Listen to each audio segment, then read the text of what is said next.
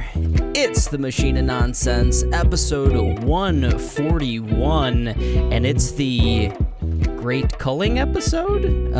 We're culling the bracket of nonsense. We've been refreshing... The minor culling episode. The minor culling episode, right. Yeah, it was going to be the Great Culling episode, and now it's going to be the minor culling episode. I'm your host, Eric, joined as always by Kayla. Hey. And we've got Mike. I'm here. I'm ready. I have a list. And D. Very few heads will roll, but they will roll. Yes, indeed. Heads will be rolling today. If you didn't listen to episode 140 of the Machine Nonsense, first off, what are you doing? Go listen to episode 140. But we started the refresh of the bracket of nonsense. So way back when we had 100.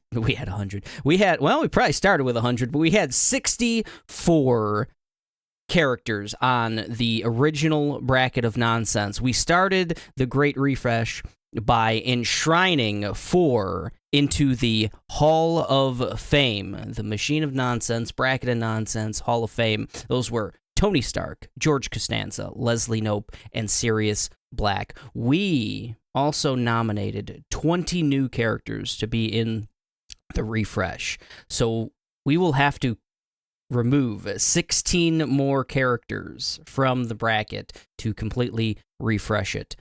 But before we get to that, we got to start with an email, guys. We got to do it. We got to start these episodes off the right way with an email from a listener. I've got 1, 2, 3, 4, 6, 7. No, I've got 6. I've got 6 emails because one's saving for a rainy day.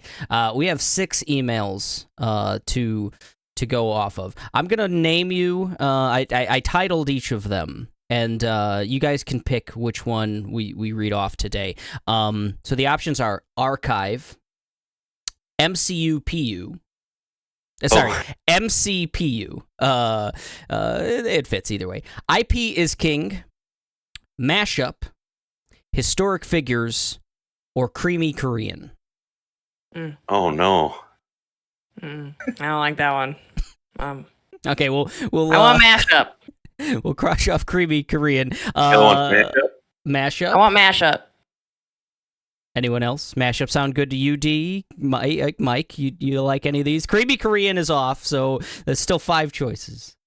I am so terrible at, pick one of these things, and then someone, no matter what speed they rattle them off, I don't know. Have been awful at that my whole life. So Kayla remembered one of them, and I Mashup. Mashup. All right. Good enough. We'll get to all of them eventually. So Mashup. The email reads, "Hi Barbie. Is there another weird mashup of movies that you can think of that kind of don't make sense as a double feature, but also kind of really do, like Barbenheimer?" Would be the perfect mashup of movies. I guess we're looking for a strong double feature that on the surface is weird, but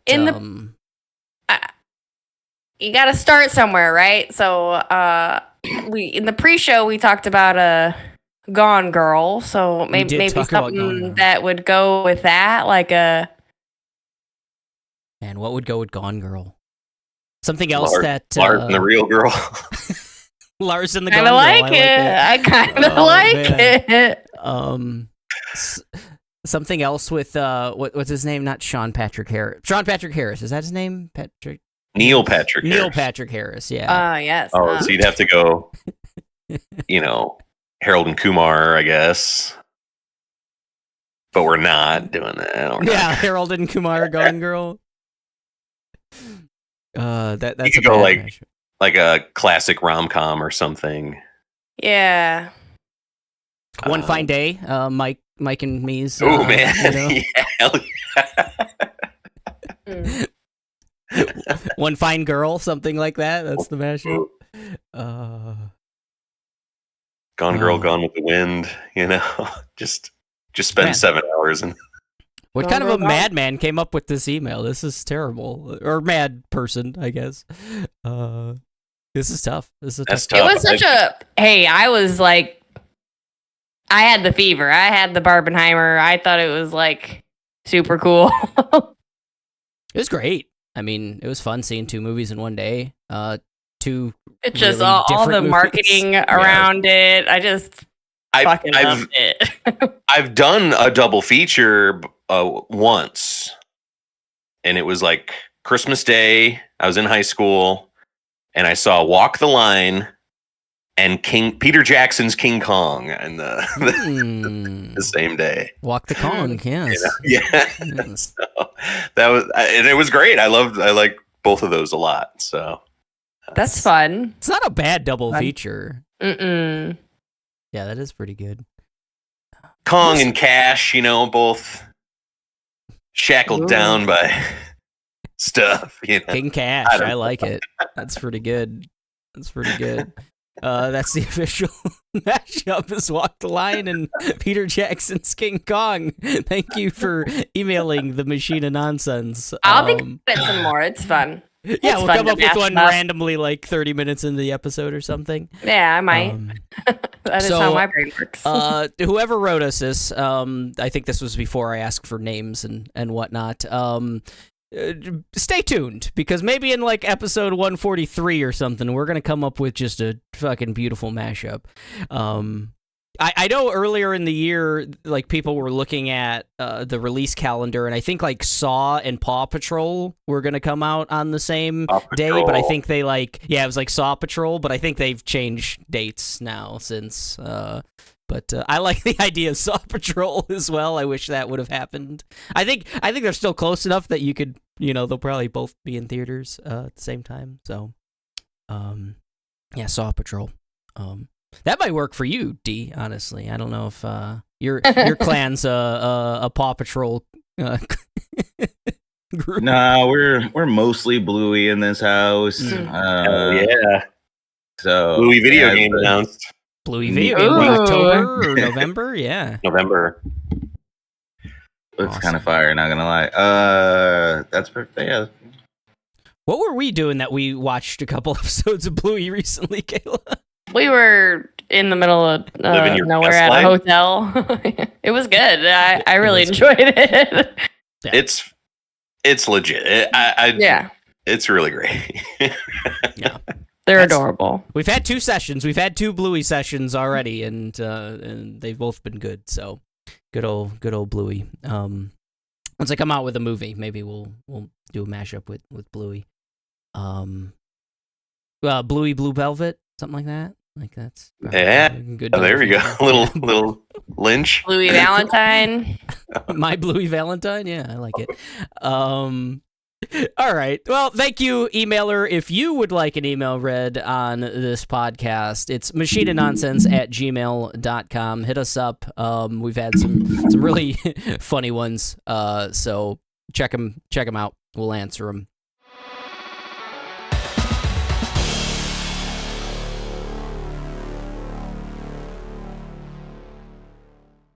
What's next? We should recap the video game draft. We've had a bunch of releases recently, a couple more on the way. The current standings as they sit today, Mike's team, the Quadruple Triad, does lead with 105.44 points. 6 games have released. He still has 3 more that have release dates this year, so he's going to have a total of 9. I think I'm getting 2 of those. I don't know if you get Mina. Yeah. Oh, you don't think Mina the Hollower's coming out? Okay, it doesn't have a date. I guess you're right. Yeah, but still, lots of weeks left in the calendar here. Aaron's second, the Sauntering Xenomorphs team. He's sitting at 103.49, so just less than 2 points behind Mike at this point. He's had 8 games release, and 2 more are expected to be released. I'm in third, a bit back of them. I've had 8 released with 2 more yet to be released. Kayla is in fourth currently, her team Uncharted Territory, but she has the most games still to be released. 4 more games. Only 6 have been released at this point. So from now until the end of the year, when Mike gets Avatar: Frontiers of Pandora, gonna come down to those dirty French. God damn it. yeah, December 7th, we will know our final winner, but it's insane how, I mean, we've already had, what is that, 16 and 12 is 28 games release so far, and we still have so many more just from the next 3 months on the calendar, basically, before the end of the year. Cyberpunk 2077 Phantom Liberty coming out on the 26th of this month in September. Then we've got Assassin's Creed Mirage, Super Mario Brothers Wonder, Marvel Spider-Man 2, Metal Gear Solid Master Collection Volume 1, Alan Wake 2, and Jusant, all in October. We'll have a What's Coming Up in October episode soon, and that's a lot. In October's huge. Then 2 more in November. We've got Like a Dragon Gaiden, The Man Who Erased His Name. That's Aaron's pick there. And Super Mario RPG Remake also coming in November for Kayla. And then, like I said, wrapping it up in December, we've got Avatar: Frontiers of Pandora, the Ubisoft classic, soon to be classic there. So far, cool. We have Tears of the Kingdom, Mike's pick, and Baldur's Gate 3, both sitting at 96 on the 100-point scale. Both of those games were worth 32 points. I think Aaron has like his must be like a fraction better because he has 1 more point to his 96 than I do, I believe. Oh, you might be right. I mean, they do it like 2 decimal places back for like close games. So yeah, Baldur's Gate slightly more favorable than Tears of the Kingdom at 96, but we'll have an episode about like how much quality this year has had, but other games above 90s already. We've got Street Fighter 6, which was Mike's pick at a 92. Mike also had a 94 for Metroid Prime Remastered. We've got Resident Evil 4 Remake for Kayla was a 92. Yeah, so those are all the 90s, and then 85 and up has been insane. It's like every pick we've made has been like, aside from Redfall, but the biggest and the lowest. Why not? I like it. Yeah, why not?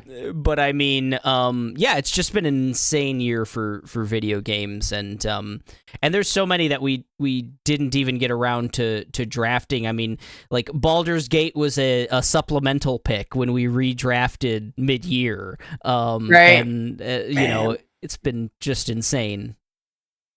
I was so upset that I had to pick last. I got 2 good picks, but. Man, I wanted Baldur's Gate and I wanted Mario.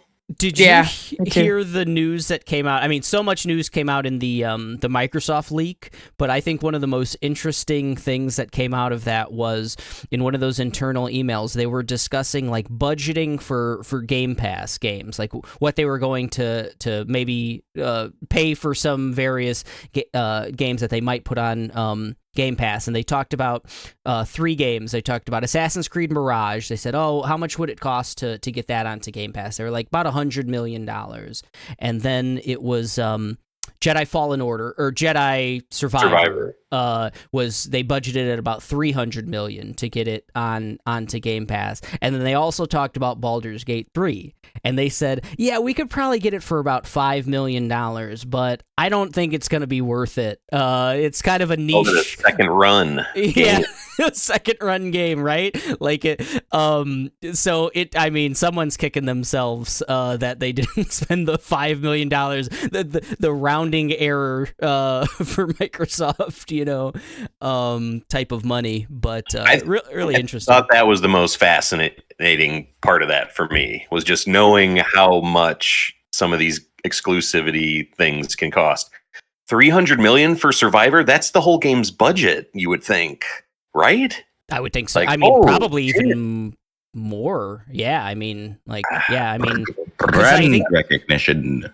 I think when when some other like of the documents were leaked, like on Sony's end and stuff, I think like Horizon cost like $200 million to produce, I want to say, and I would say, you know, Survivor's right there in terms of quality and budget and stuff. So yeah, I think like you know, it's crazy, wild. Man. It's wild insight to get into, like, because people have always asked, like, okay, how is Game Pass profitable? What are they paying for these games? What, you know, how's that all work and stuff? But to see it written in, you know, dollars and cents is interesting. I mean, when you're selling it, you want more than your budget, right? I mean, like, you better pay me a little bit more. Right. I want to make money on it. Yeah, right. You're gonna continuously make money on it. I want. It's just $400 million. Yeah, I to me that amount of, like, I don't know. Yeah. It's like you're going to the grocery store and shopping for fucking franchises. I mean, if you think about it, so many people go into making those games. Like, you gotta pay them. There's so many people. Yeah, I mean, sometimes you can do the back of the napkin math of like Tears of the Kingdom, right? That's a $70 game and sold like 10 million immediately, right? Like, so all right, well, that's $700 million. You know, you're right. You're absolutely right. Kind of thing, and it's just, you know, that's an outlier. That's a huge, tremendous success, but yeah. And when I think about that, I'm not going to put it on Game Pass. I'm going to keep selling it. So. Oh, Tears of the Kingdom will be $70 You better come at me correct. Forever. Yeah. That's Nintendo's thing. Costco had copies of Tears of the Kingdom for like $33. Shut up. Yeah. That's wild.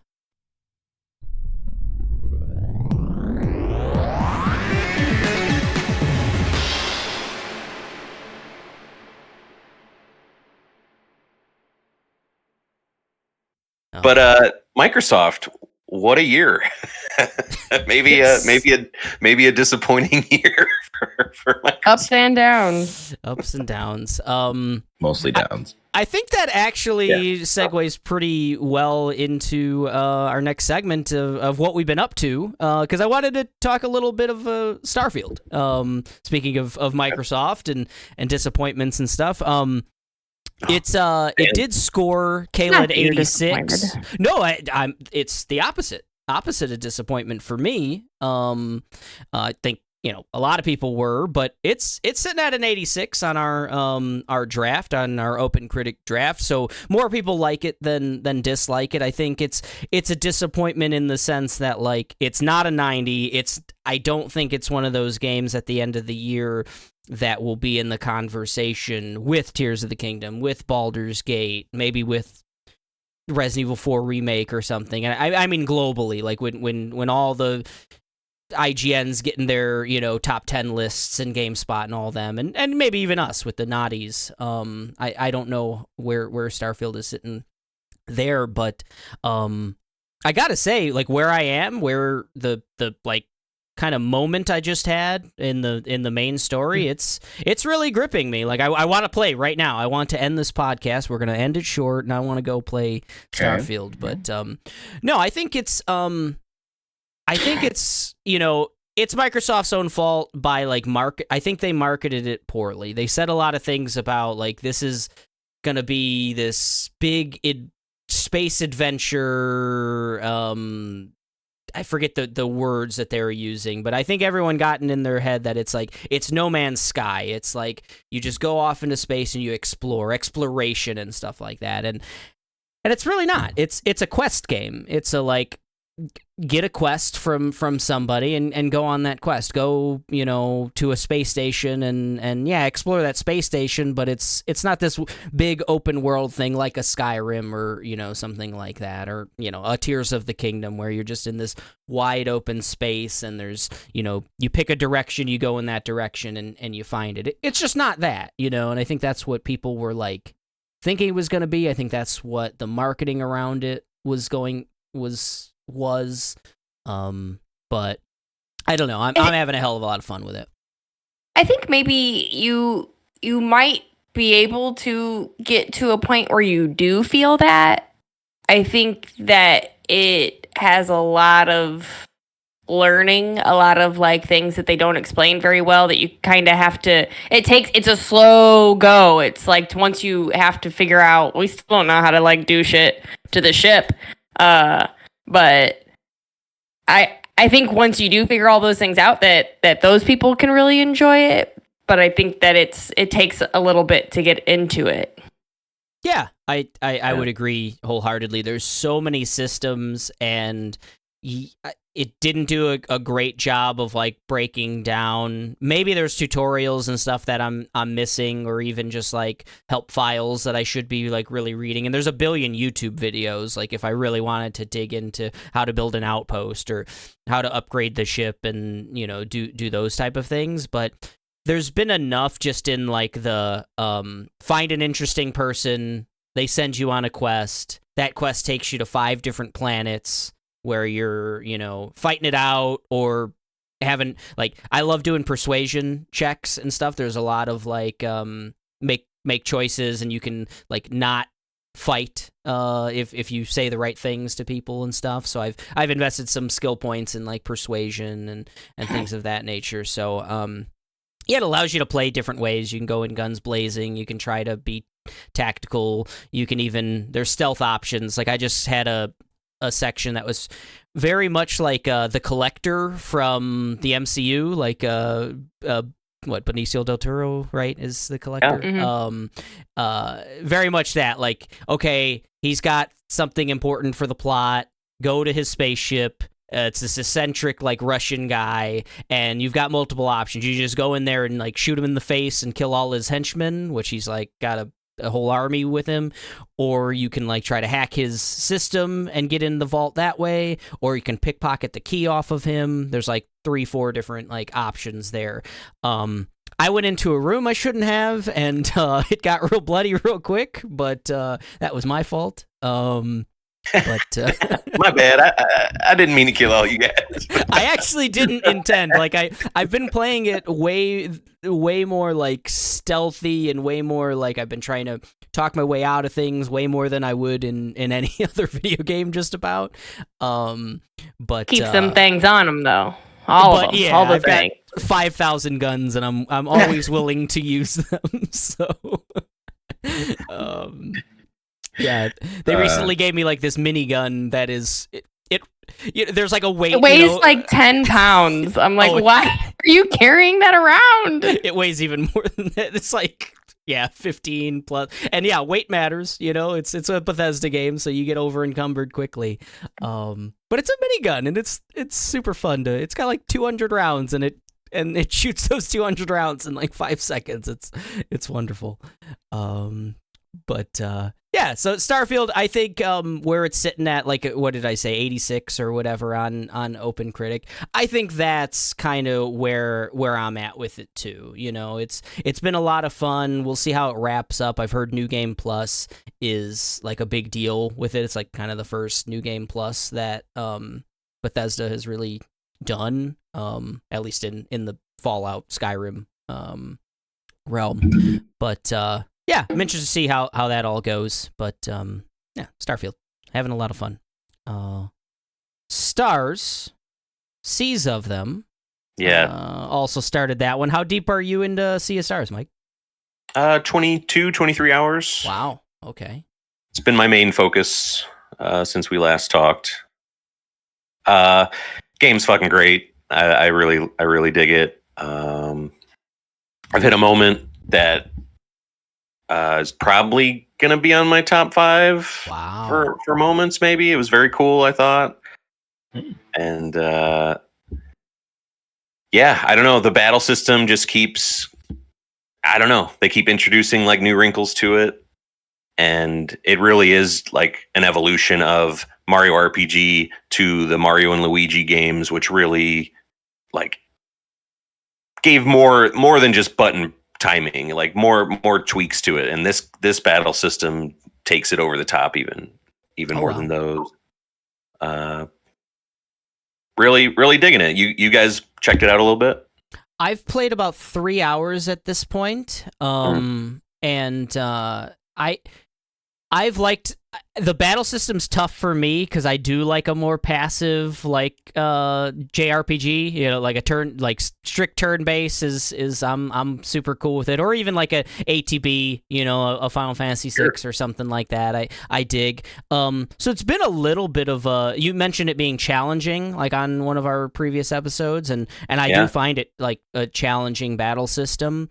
I haven't quite gotten the hang of. I was kind of telling Kayla about the little numbers above, like the turn order, essentially, of how your actions affect the turn order. It seems I'm either not getting it or it seems like inconsistent, like I'm not getting some sort of factor in it, but it feels good when I, like, you know, you'll get those symbols above a monster, and it's like, okay, attack with a physical attack and a slicing attack and a moon attack, and then it interrupts them or whatever else. That feels really good to like puzzle that out of like, how can I get that to happen? So yeah, it's cool. I'm real bad at blocking. I'm not used to, like, you know, timing defense, a block. Yeah, because all the moves are like, all the incoming moves from the monsters are so different and stuff. Blocking is important. Okay. Yeah, see?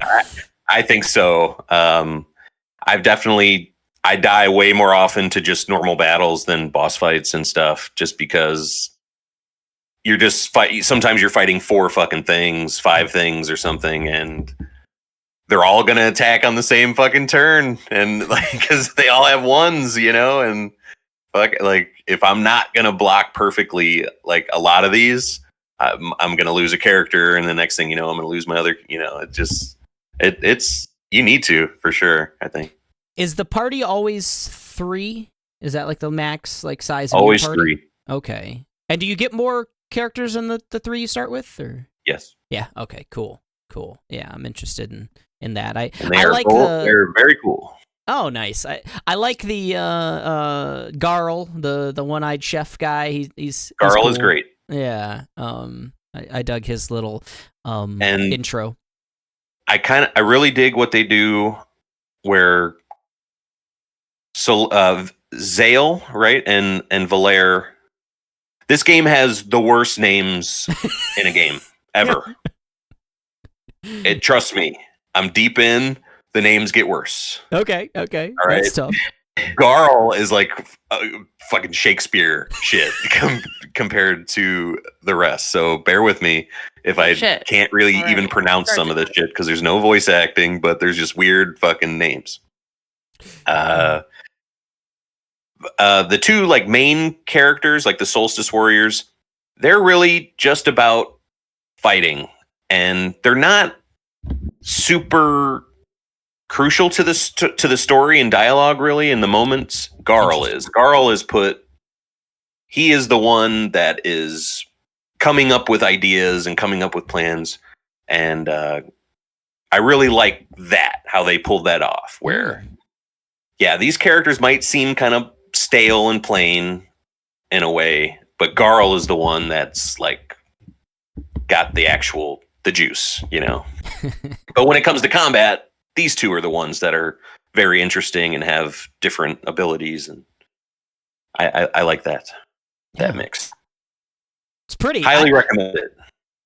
I both like and have had trouble with the 3D elements of it, or the depth elements of it. There's a lot of going behind stuff, like perspective kind of shifts in the movement. It's not just like strict 2D. Sometimes you're jumping down. Like I spent about 20 minutes one time in a mine where I'm like going into every door, trying to like, okay, I can go here, I can go here, I can go here, and not knowing what I'm supposed to do. And there's a hole that I could jump down, and I think it's my 36-year-old JRPG brain where it's like, well, you can't do that. Doorway. It's a doorway, right? It's 2D. There's no depth. I cannot go down. Like, it's impossible. But so it's really cool. Like, it's really impressive what they do so early on. Like I said, I'm 3 hours in, and I've already like shimmied through different little mountainscapes, and I've jumped down holes, and I think there's a lot of like jumping up like ledges and stuff like that that just didn't exist in a lot of those like SNES era games, or even like PS1 era RPGs and stuff, like didn't have this sense of depth, I'd say. But it's been a blessing and a curse as far as that. But cool game, cool. I'm gonna keep going. I want to see it through. The game definitely, and it has a great blend of this Zelda-y parts where you're not battling anything. You're just solving a bunch of puzzles. And it adds, there's mobility aspects that come with that, like Zelda, and it gets, that part even gets better of exploring stuff and knowing like, oh, there's something over there, I could use this to reach that kind of thing. Yeah, I've run into a handful of puzzles here and there that I've enjoyed too. So yeah, I'm excited. I like the big monsters too. So far, I've run into like 2 maybe like larger size boss battles where the monsters just fill the whole screen and stuff like that. I love when a game does that. So the monster design and boss design overall is pretty great. I've reached an area recently where I'm like, man, these things look really dumb, but that's just the one time. Yeah. It's been hit or miss for me on the like regular enemies, but I've liked the bosses so far, and just it's such a fresh take on like the genre. Really, really cool there. So Sea of Stars, Starfield. I'm doing a double feature with those 2. I've been in the mornings. It's been Sea of Stars mornings and Starfield nights, more or less. Ooh. Starfield nights. Sea of Star days. Yes. See, that's why we have them, folks, for the music. D, what you been up to, man? Just slowly indoctrinating my family into One Piece. Oh, nice. How far are you guys? We're about me and wifey are in episode 7, so we're about to sweet last episode.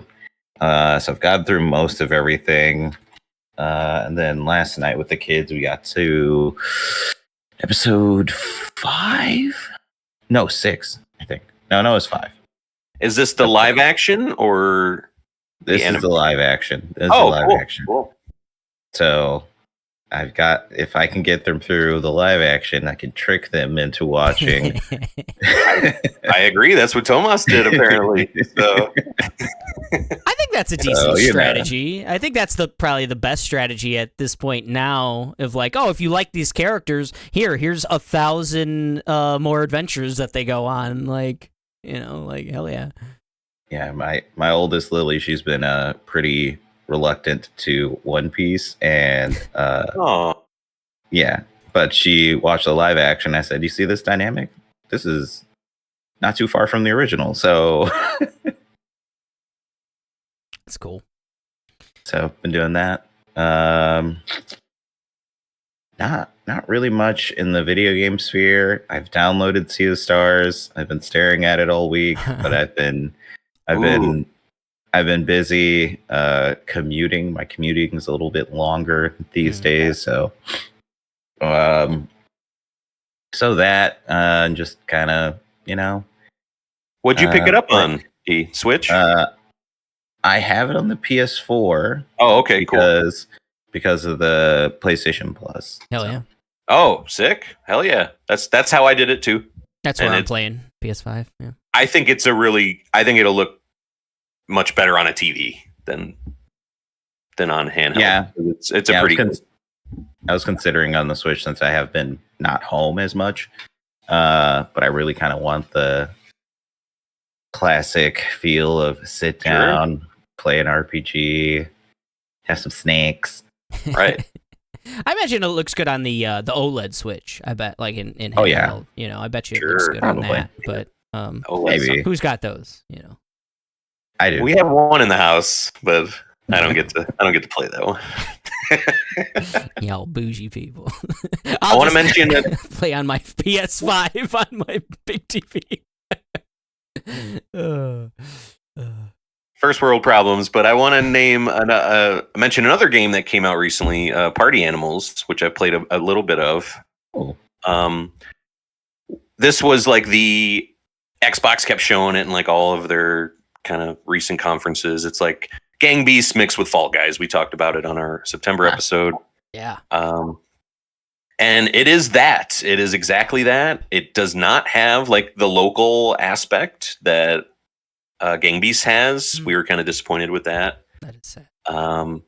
But we did jump into some matches. It's like 10 total. You're partnered up with someone, so it's 5 duos basically, and it's you're voting for a map out of 3 maps. You might get like an ice patch that breaks as you're fighting on it, and pushing and punching and headbutting and stuff, or you're in like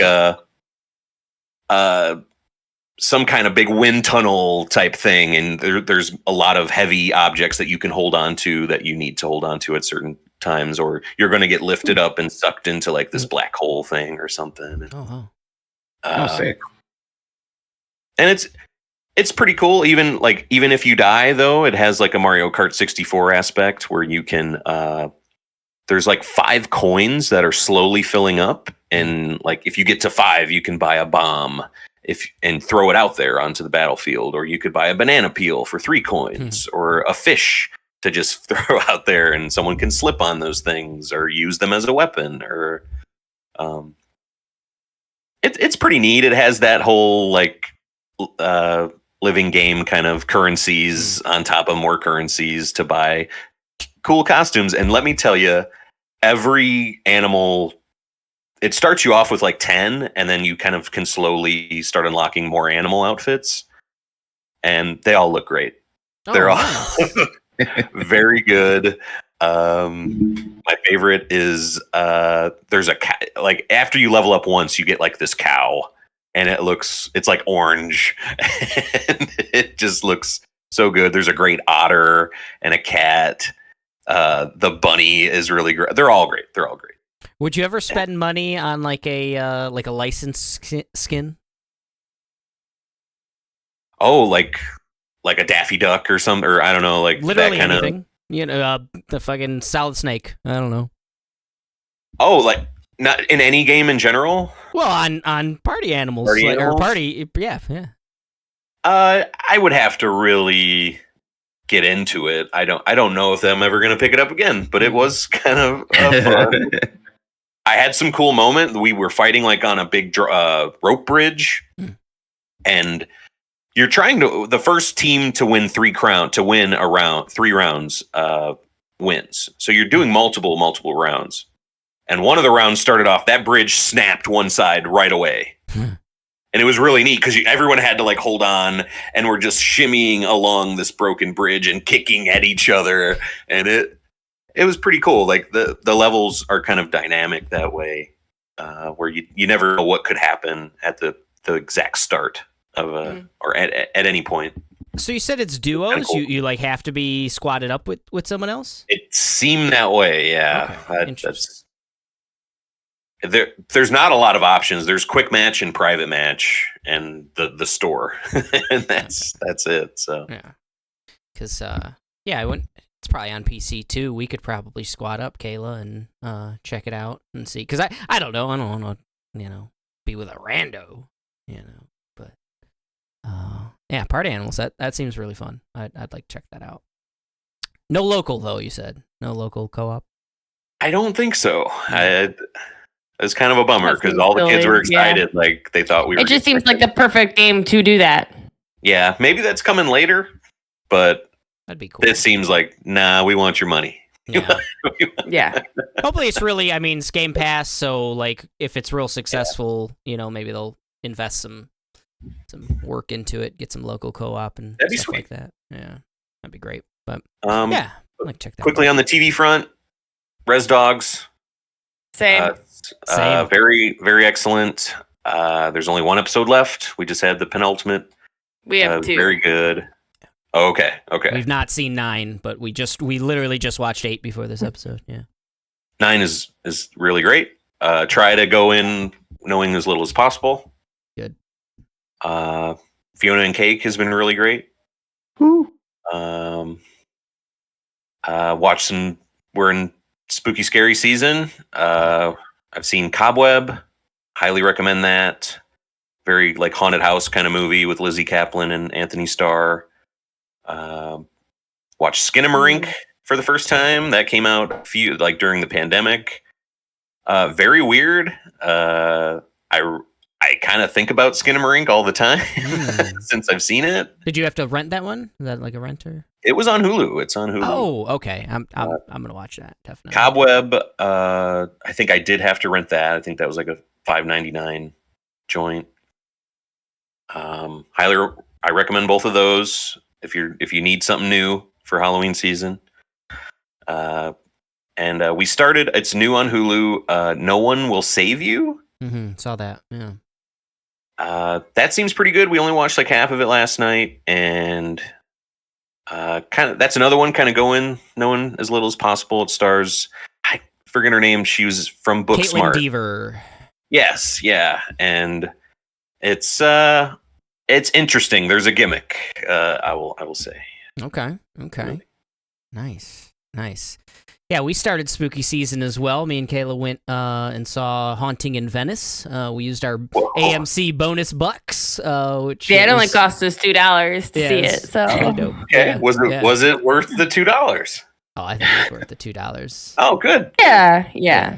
I don't know that it would have been worth. We only do matinees, or we try to only do matinees. So I think I would have still enjoyed it at the regular matinee price. Maybe not at the midday, price, or the non-matinee price, the evening price. Yeah, but yeah, it's definitely like at home too. Like it's if you don't got to pay for it, it's fine. It's whodunit.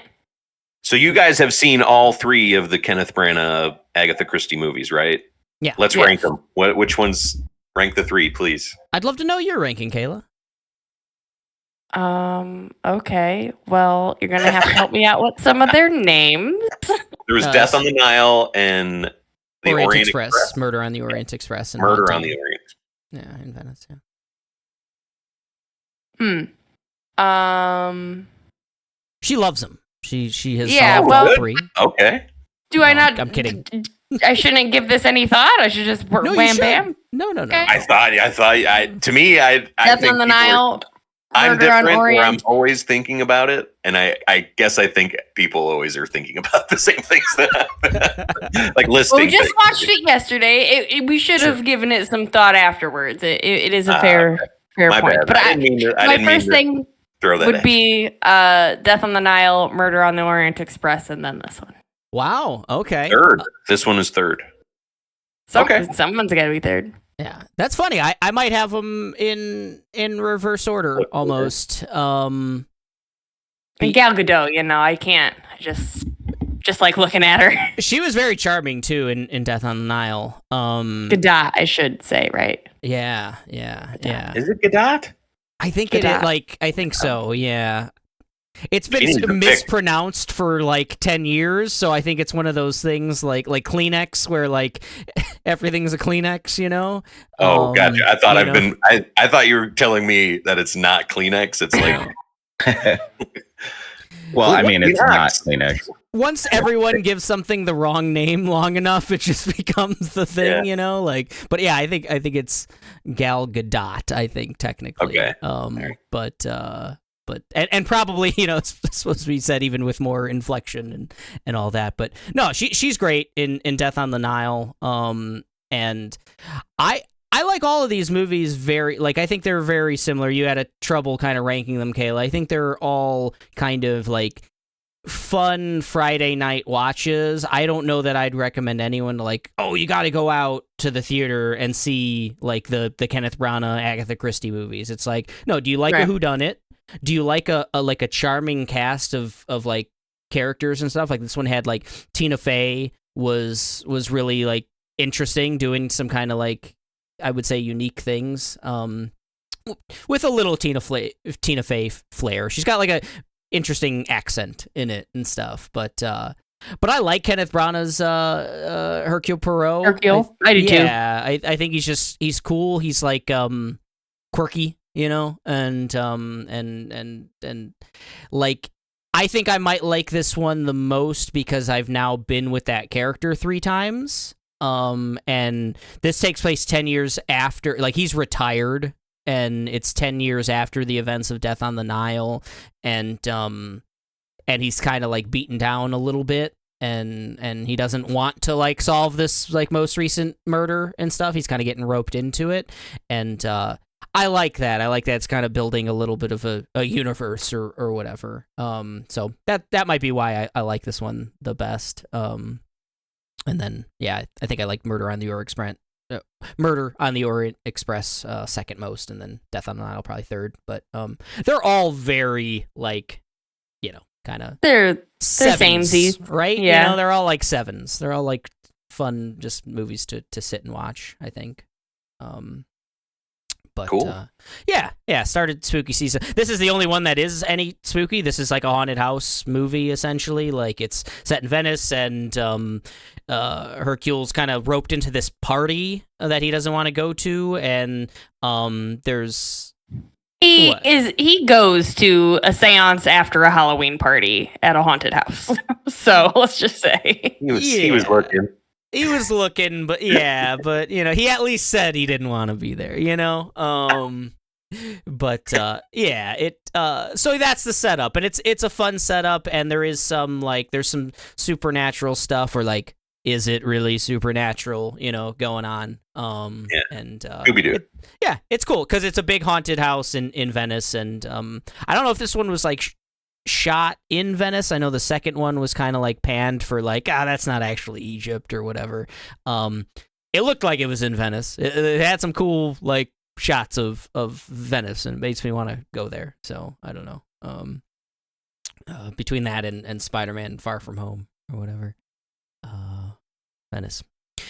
What else? Res Dogs, we said 8 episodes, and that's an interesting pairing with, we also just finished This Fool.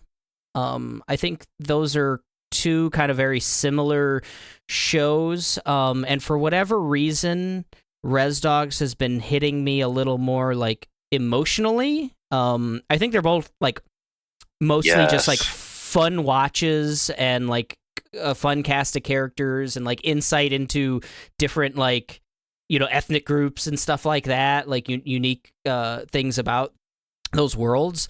But something about like, this is now the 3rd and final season of Res Dogs. Like, it's there was a scene in episode 7, Kayla, that like I was mentioning this morning, a scene on a bridge that like really, I was like, oh man, okay, yeah, this is hitting for me. And every fucking episode this season is real good. This has been like my favorite season of it. Yes, I want to save certain feelings, but it has been very good. Yes. Yeah. So go out and see Reservation Dogs. It's good. And I think 3 is probably going to be the right amount of seasons for it. It seems like it's really wrapping everything up really well, as far as that goes. Anything else, Kayla, that we've been up to? I don't think so. Kayla's going to go deep into spooky season. She's got Resident Evil 4 remake and Dead Space remake in Dead. Dead in my sights. Yeah. And I might play Separate Ways, the Ada Wong DLC. I need to play that soon. Yeah. I think it's getting great reviews. Yeah. Yeah. So, spooky season almost upon us. We're starting early. September starts it for spooky season.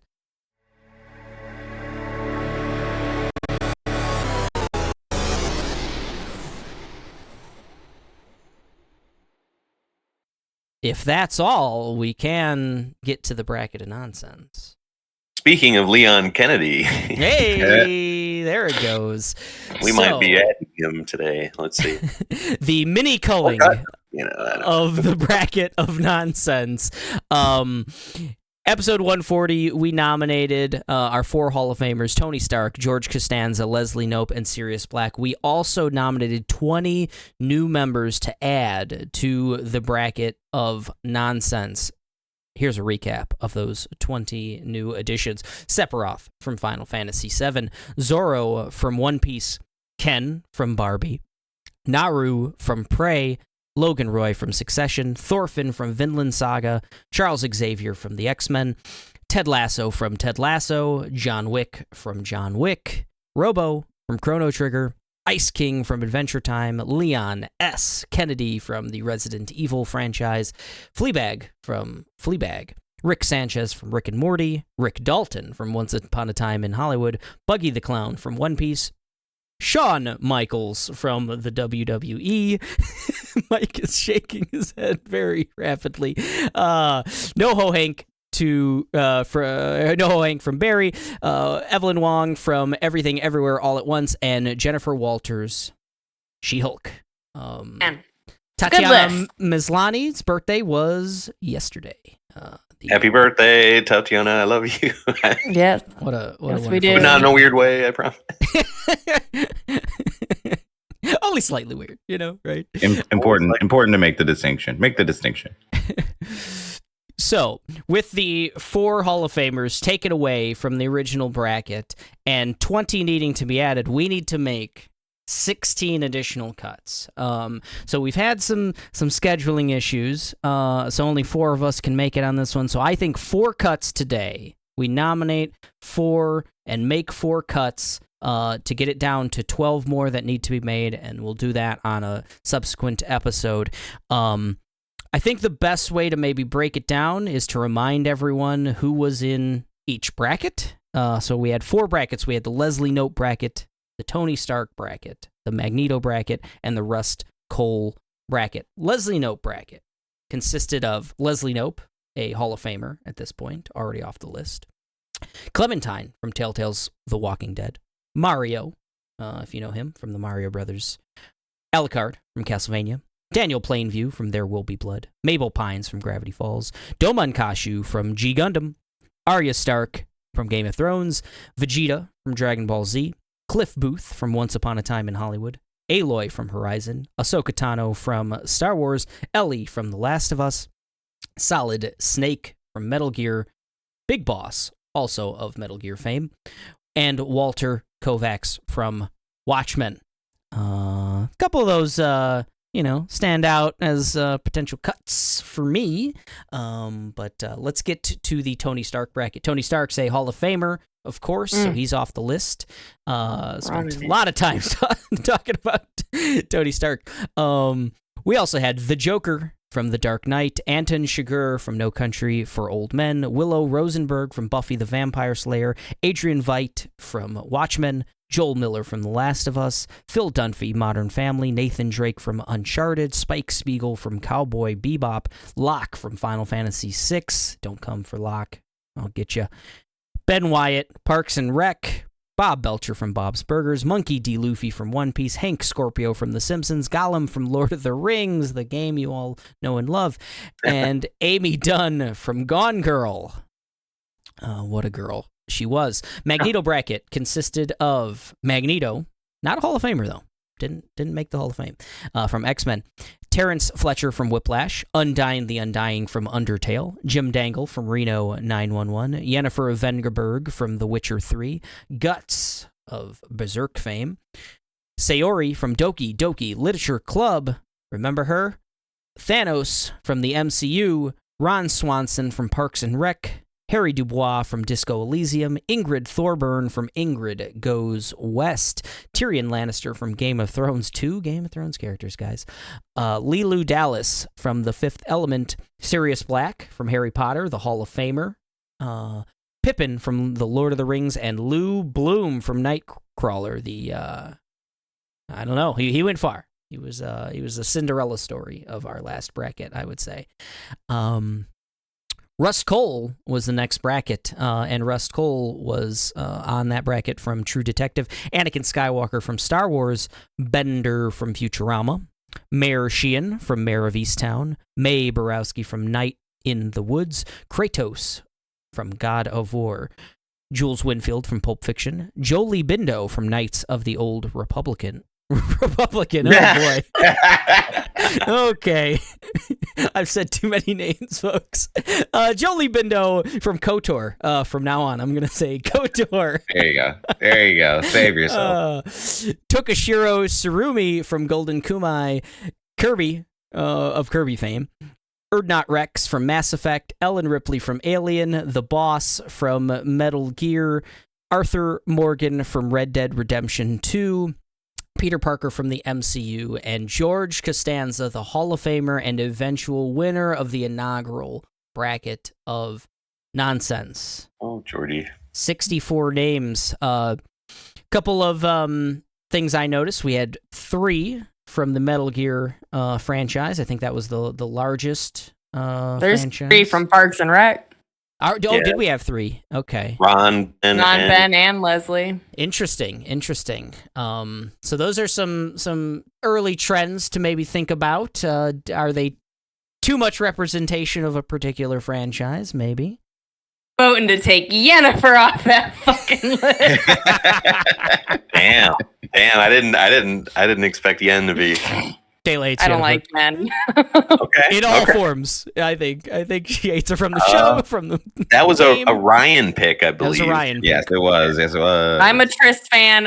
I'm not saying that really has to be my first vote or anything. I just thought it was funny because I'm a Triss. I'm pro Triss. I have a nomination. Okay, I like it. All right, an olive branch. Ooh. So listen up, all of you. Ryan, Aaron, Tomas, all of you. I wanted Rick Dalton to be on the list, so I am fine with eliminating Cliff and swapping in Rick myself. Wow, that's an aggressive first move. Opening gambit. I love the philanthropy of it. That's very very nice of you. What's the most philanthropic thing that I can do? That would be, I don't know, almost call it like Rust Cole or something, but Ripley, that ain't happening. Ripley, yeah, would be. I don't feel like losing Ripley. Right. Let me But find. Cliff is great. He did well in the tournament. He's Tarantino's John Wick. We're gonna have John Wick, in there. And I think Cliff is cooler than Rick, but Rick is more interesting and deserves a place in the bracket. So I would say my philanthropic pick, if we're being real nice here, I struggle to really fight for. I think it's a nice thing to do if we can. It'll make subsequent callings a little easier, I think. So it's decent to start high and go low, maybe.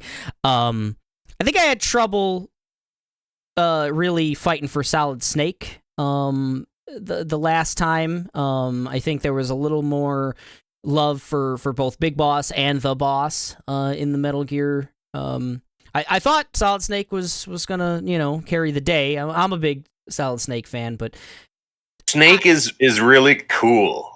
He's really cool, but there's not a lot there beyond the cool. Whereas the other two have it, I think. So we're just getting rid of all the cool characters, the Cliff Booths Yeah, and cool Solid as Snakes of the hell. world. I get it. It's kinda. Damn. I'm highlighting Solid Snake and Cliff Booth at this time. And we can keep the conversation going. D can't get in on that type of action. I think D can get on any kind of action. It's all open. Please. All open for D. Yes. Yeah. We're just destroying the Leslie Knope bracket, though. Because Leslie Knope, Hall of Famer, Cliff Booth, and Solid Snake were all re-randomized. Those brackets are gone. Those brackets don't exist. We will be re-randomizing the lists, yeah. These people aren't... Go ahead. I hate to start with this suggestion. Do it. Because, but I think Bending Rodriguez Whoa. has to go. He has to go. He's not with these big dogs. Shit. He can't bend it. He can't bend it like them. Man. Tomas is gonna whip you out. No, I'm Look, if I'm gonna save Domon, I gotta sacrifice somebody. Oh man. So I wonder if Tomas, if he had that Sophie's choice in front of him of Domon Kashu or Bender, what he would pick. Oh, I think I know exactly what he would pick. I think he would stick with his boy Bender. Man, come out, fucking for blood. That's all right. In all honesty, I'm with you. He's so with him. I wasn't gonna do that, but you did it, and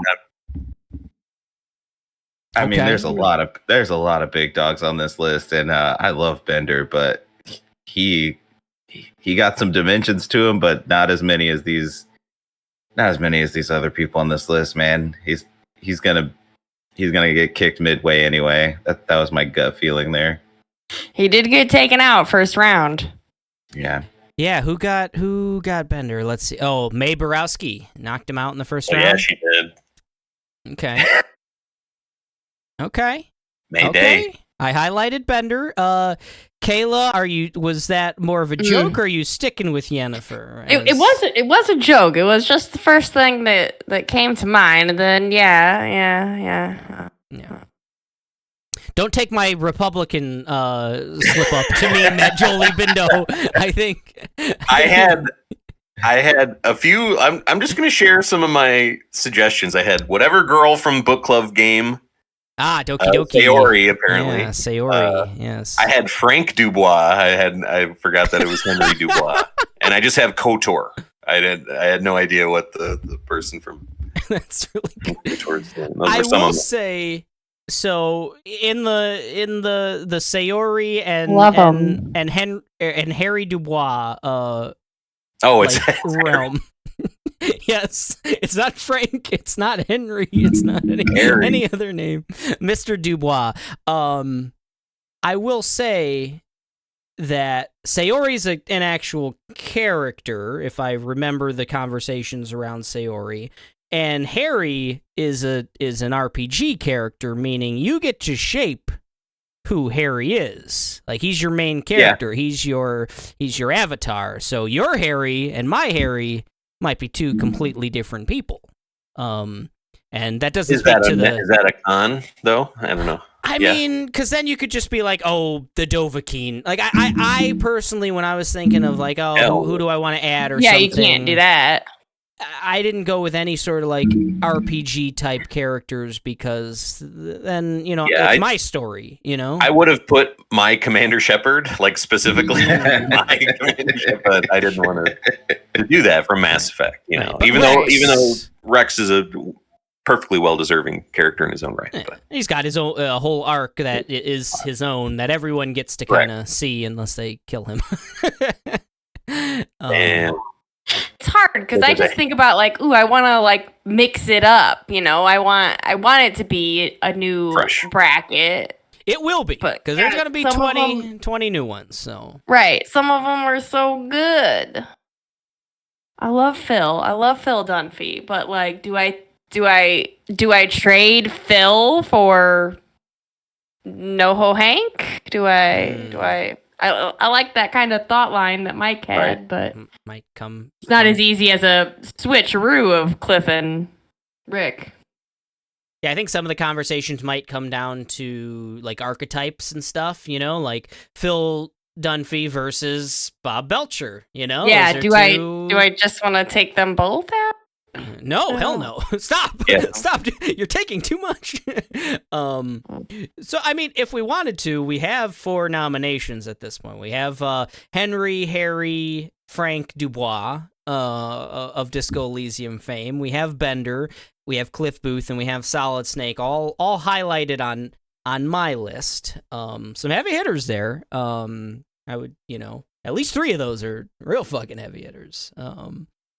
And one's from a game that is like sitting on Metacritic as one of like the greatest video games of all time. So, respect to Harry as well.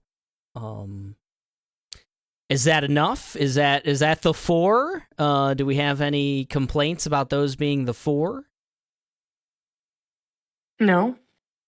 No, that means we're going to do 12 more. 12 more. I'd like to get, as many of us, at least like Tomas would be nice to have back on, but I'd love to get all 7 of us if we could to get, to knock off 12 more there so that it feels like we're all part of the conversation. I hate to be like, oh, Tomas is gone. Get him out of here. Fuck Tomas. Yeah, Get Yennefer out of here. Get her out of here. Well, that's Ryan's. Get the Republican Jedi out of there. I mean, if I'm being honest about the Jedi Order, it's pretty fucked up. I bet you Jolie's. But I think Jolie's Homeboy is not a Jedi. A lot of Jedi representation on this. We do list as well. We have a lot of actual not Jedi representation, just Star Wars. True. Yeah, I don't think we have a single actual, full-fledged final Jedi actually. Because I think Aaron said Jolie Bindo was like very much like a great Jedi, kind of like the proto Ahsoka. It almost feels like. They're Jedis. Come on, let's not be. Fuck the Jedi Order. Watch Ahsoka, Mike. It's not all the same, man. You just gotta understand. I have to watch it. There's so much added for her now. Like I gotta at least have that bit, of knowledge to go in for sure. Yeah. Episode 5. It's good. All right. There's gonna be hard cuts. So, like D said, I feel like even maybe Bender wouldn't have like. If we had Tomas here today, maybe he wouldn't have like sniped his boy like today, but maybe Bender doesn't make the final like 64 anyway, right? So I think the 4 we got, like me and Mike went really, humble. We're very humble people, and we picked the characters we actually love. Yeah, and and you guys I felt like I mean. should take somebody off of, my original team, but, Tony Stark, Leslie, and Sirius, I'm pretty sure we're all mine that already got taken off the board. Oh, it's a little different. Some good folks, Kayla. Jeez. I mean, I feel like it's a little different than like voted off the island versus voted into the Hall of Fame, but whatever. They don't get to play. The point is they're not playing. Oh, good. I get pieces taken off the board. All right. You do not have to nominate any of yours. I think there's going to be plenty. Well, not plenty, but most of our 12. I see can be, taken without hurting feelings, kind of thing. I think it's fun just to have like a representation kind of a little bit from all of us and what. Oh, of course. What the machine of nonsense is. I guess I did not think that 3 of the 4 were from yours, and that's a bummer, I feel you. I do want to say that I am not a George obsessed lover, but I have followed Seinfeld Attic on Instagram, and little pieces of George I like more. Just little clips of him that I get to see in my feed that's is what you good. carry with you for the rest of your life, or just little George-isms. I like them. Yes. I like them. I like them better that way. I have no qualms with our champion. Elaine's still better though. Why didn't you add her? I would have rocked with you with Elaine. I really tried for when we were making like this refresh. I really tried to find like newer things that have come out since then. Sure. Or new to me. Gotcha. All right, guys. We have culled 4 more from the original bracket. Cliff Booth, we loved you, but you are no more. From Once Upon a Time in Hollywood. Solid Snake from the Metal Gear franchise. You're gone. Sorry, buddy. Bender, Bending, Rodriguez, see ya later, and from Futurama, if you aren't familiar, and Henry, Harry, Frank Dubois from Disco Elysium. Maybe you can name him whatever you want. He's an RPG character. He's gone, but not forgotten, just his name. And we will have to make 12 more cuts to bring the bracket of nonsense into the modern age. We will do that soon, maybe as soon as episode 142 of The Machine of Nonsense. But that's it for episode 141 of The Machine of Nonsense. If you've got thoughts about the bracket of nonsense or anything else, hit us up on social media. We're on Facebook, Twitter, or X, if you will, Instagram. How goes the TikTok, D? I know that was a thing that was discussed a little bit. Are we getting on the talk? Maybe we'll see. Still getting the feelers out on that one. We'll see. So you heard here first. D's gonna start a TikTok for us, and hit us up on there. Tons of great content, I'm sure, and we'd love to hear from you in other ways, namely voicemail. There's voicemail, anchor.fm/machine nonsense. But what I was getting at was email. We read an email off on this, and every future episode we will read an email off. We've also done a mailbag episode. We want to hear from you. machineofnonsense@gmail.com is the address. Send us anything weird, wacky, funny, thoughts on the programming. It doesn't matter. I'm gonna read it regardless. There's someone named the Creamy Korean who sent us one, and it's gonna get read eventually. So that's Machine. Let's do that one next. Let's lock that in. The next one, we're gonna lock that in. So episode 142, whoever you are, Creamy Korean, listen up. Hope you're listening to this one. Hopefully you didn't stop like 20 episodes ago when I started the email address. But they heard our disgust in the opening and then just deleted their podcast app off their phone. Yes. No. I haven't said it in a while, but go ahead and rate us, review us, do those kind of things on all the apps. We're on Spotify, Apple, we're on them all. I think there's like 8 different apps that we are a part of. And I think if you search Machine of Nonsense on your app, even if we aren't published there, you can pull us in. So we're on everything. I don't know. That's it. Check us out. We're out and about. Episode 141. That's a wrap.